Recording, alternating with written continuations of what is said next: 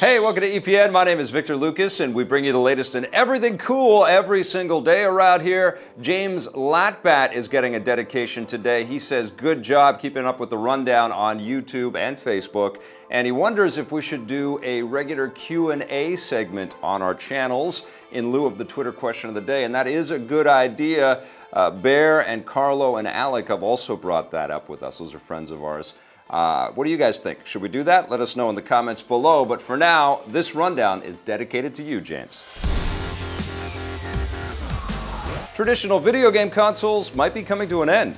With the new Xbox One S rolling out in stores and the higher-powered Project Scorpio coming next year, Microsoft is on the verge of doing away with traditional console generation cycles. That's according to Microsoft's head of Xbox games marketing, Aaron Greenberg, who tells Engadget that, for Microsoft, the future is without console generations. He says that they see Project Scorpio as a way of upgrading the Xbox One hardware without it being a new generation, which allows them to build on their existing game library and community without starting fresh with a completely new system. Xbox head Phil Spencer has made similar statements in the past, saying that he'd like to get rid of the 7-year gap between consoles and instead introduce regular hardware updates, similar to what the mobile phone market is doing.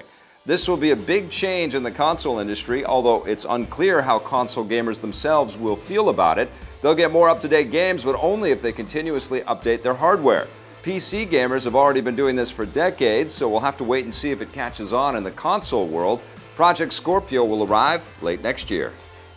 Netflix isn't the only streaming giant joining forces with Marvel. Following the success of their Netflix exclusive shows Daredevil and Jessica Jones, Marvel is entering into an alliance with Netflix's biggest rival, Hulu. Marvel Television has officially announced that they've inked a deal with Hulu to create an all-new series based on their hit comic, Runaways. The book's first hit shelves in 2003 and focus on a group of teenagers who discover that their parents are secretly supervillains, forcing them to become heroes in order to stop them. The books have a very cinematic feel that should lend itself well to a television show, which makes sense given that the comics are co-created and written by Brian K. Vaughan, who's worked on TV shows like Lost and Under the Dome, not to mention countless other comics from Marvel, DC, and Vertigo. Expect the Runaways show to take place in the same cinematic universe as Marvel's other shows and movies, which means existing characters could potentially cross over and vice versa. Marvel hasn't said when Runaways will premiere on Hulu, but expect to see it in the next year or so. Hopefully this doesn't make things awkward with Netflix. They're already working on an entire slate of new Marvel projects, the latest being Luke Cage, which premieres next month. If the new Batman is too dark for you, a more friendly version of the character is coming back.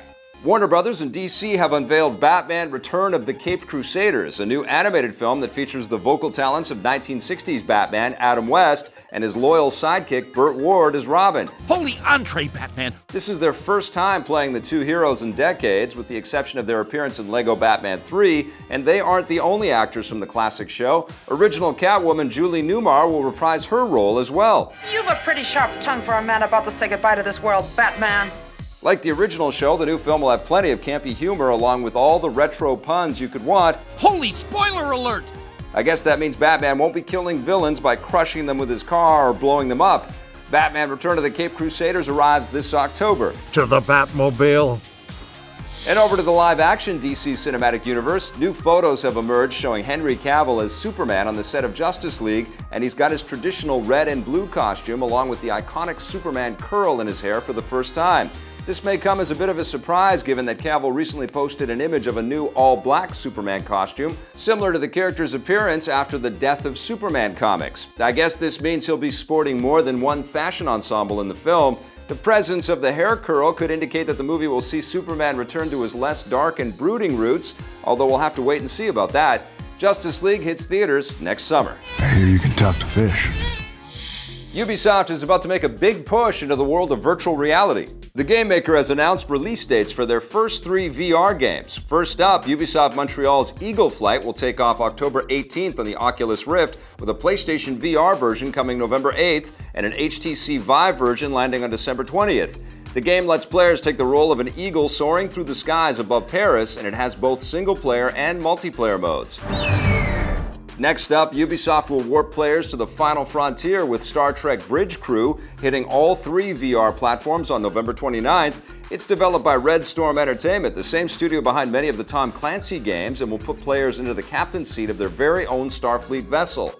Although it takes place in the new J.J. Abrams timeline, it features voice actors from both Trek universes, including LeVar Burton, Jerry Ryan, and Carl Urban. Can't wait to try that one. Finally, Ubisoft's third VR game, Werewolves Within, takes a bite out of all 3 VR headsets on December 6th. It's also developed by Red Storm Entertainment and is sort of like a multiplayer VR version of the board game Ultimate Werewolf, where players try to figure out which member of their group is secretly a wolf. It supports up to 8 online or local players, although I don't think anyone owns 8 different VR headsets, so you probably have to stick with online. And that's not all. Ubisoft has also revealed that a free VR update for their PS4 game Trackmania Turbo will be available starting November 8th.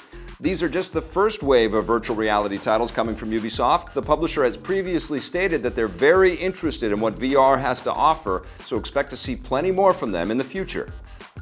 There's no better test for a virtual mayor than guiding your city through a natural disaster. The PC game Cities Skylines is getting a new expansion called Natural Disasters, which will introduce city-destroying catastrophes like earthquakes, fires, and meteor impacts. Natural Disasters will be available for Cities Skylines this winter. It seems like they'll craft a remake out of pretty much anything these days.